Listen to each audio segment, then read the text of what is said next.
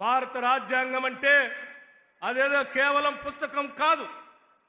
కొన్ని దశాబ్దాలుగా శతాబ్దాలుగా ఈ సమాజంలో ఉన్నటువంటి ప్రజల ఆలోచనలు, పూజ్య బాపూజీ మహాత్మా గాంధీ గారి ఆలోచనలు, బాబాసాహెబ్ అంబేద్కర్ గారి ఆలోచనలు, జ్యోతిరావు పూలే గారి ఆలోచనల్ని పొందుపరిచి ప్రజల అవసరాల కోసం అందించినటువంటి అద్భుతమైనటువంటి గ్రంథం భారత రాజ్యాంగం.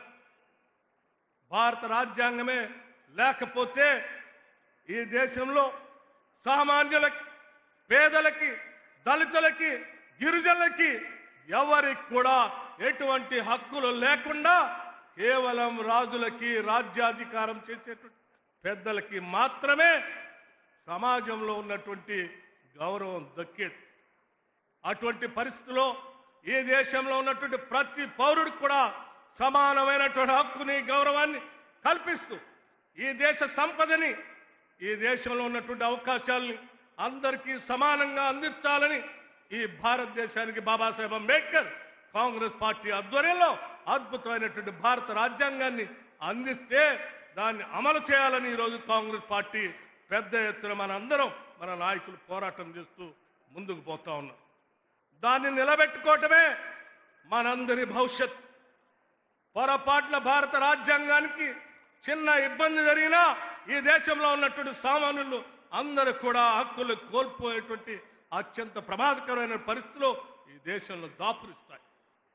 అటువంటి రాజ్యాంగ స్ఫూర్తితో కాంగ్రెస్ పార్టీ ఇచ్చినటువంటి పిలుపుతో ఈ రాష్ట్రంలో మీ అందరి ఆశీస్సులతో అధికారంలోకి వచ్చినటువంటి కాంగ్రెస్ ప్రభుత్వం వచ్చిన నాటి నుంచి ఈనాటి వరకు ఆ సామాజిక న్యాయ సూత్రాన్ని అమలు చేస్తూ అనేక రకాలైనటువంటి సంక్షేమ పథకాల్ని ఈరోజు రాష్ట్రంలో తీసుకొని వచ్చారు. ప్రతి గ్రామం నుంచి కదిలి వచ్చినటువంటి కాంగ్రెస్ నాయకులందరూ కూడా ఈనాడు సభా వేదిక మీద నుంచి అంది వచ్చినటువంటి సమాచారాన్ని తీసుకొని ప్రతి గడపకి తీసుకొని వెళ్ళవలసిందిగా విజ్ఞప్తి చేయడం కోసమే కొన్ని విషయాలు మీ దృష్టికి తీసుకుని వస్తా ఉన్నా. 10 ఏళ్లు ఈ రాష్ట్రాన్ని దోపిడీ చేసినటువంటి టీఆర్ఎస్ పార్టీ, లేకపోతే ప్రజల గురించి ఏమాత్రం పట్టించుకోనటువంటి భారతీయ జనతా పార్టీ కాంగ్రెస్ ప్రభుత్వం పైన అవాకులు చెవాకులు పేర్లు బురద జల్లేటువంటి కార్యక్రమం చేస్తా ఉన్నాం. అందుకే వాస్తవాల్ని మీ అందరి ముందు ఉంచి మీ ద్వారా ప్రతి ఇంటికి సమాచారాన్ని చేరవేయాలనేటువంటి ఆలోచనతోనే కొన్ని లెక్కలతో సహా కొన్ని అంశాలను మీ దృష్టికి తీసుకుని రాదలుచుకున్నాం. మిత్రులారా, ఆలోచన చేయండి.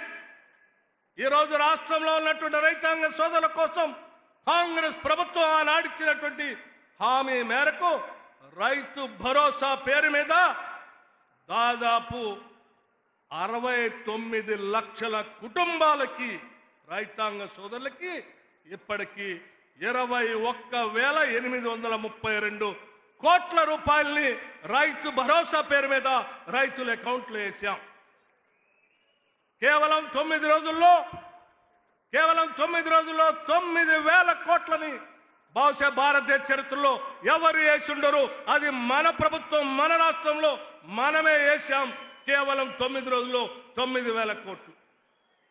రైతు రుణమాఫీ ఆనాడు కాంగ్రెస్ పార్టీ హామీ ఇస్తే 2 లక్షల రుణమాఫీ చేస్తారా అని హాస్యమాడినటువంటి ప్రజలందరికీ బుద్ధి చెప్పేటట్టుగా కేవలం 3 నెలల్లో 20,000 కోట్ల రూపాయలు 25 లక్షల మంది రైతాంగ సోదరులకి రుణమాఫీ చేసినటువంటి చరిత్ర మన ప్రభుత్వానికి.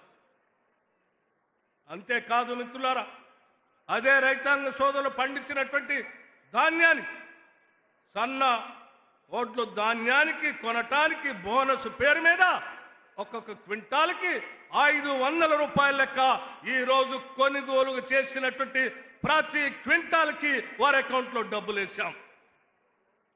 అంతేకాదు అధ్యక్షులారా, రైతాంగ సోదరుల గురించి ఆలోచన చేసి వారి ఇన్సూరెన్స్ కోసం దాదాపు 42 లక్షల మంది రైతాంగ సోదరులకి 2,181 కోట్ల రూపాయలతో రైతాంగ సోదరులకి ఇన్సూరెన్స్ చేశాం. రిలీఫ్ మెజర్స్ అధ్యక్ష 10 సంవత్సరాలు పంట నష్టం జరిగితే ఏ ఒక్క రోజు కూడా పట్టించుకోనటువంటి టీఆర్ఎస్ ప్రభుత్వానికి సంబంధించిన ఆనాటి నాయకులు ఈరోజు మాట్లాడుతూ ఉన్నారు రైతుల గురించి. మన ప్రభుత్వం రాగానే పంట నష్ట పరిహారాన్ని అంచనా వేసి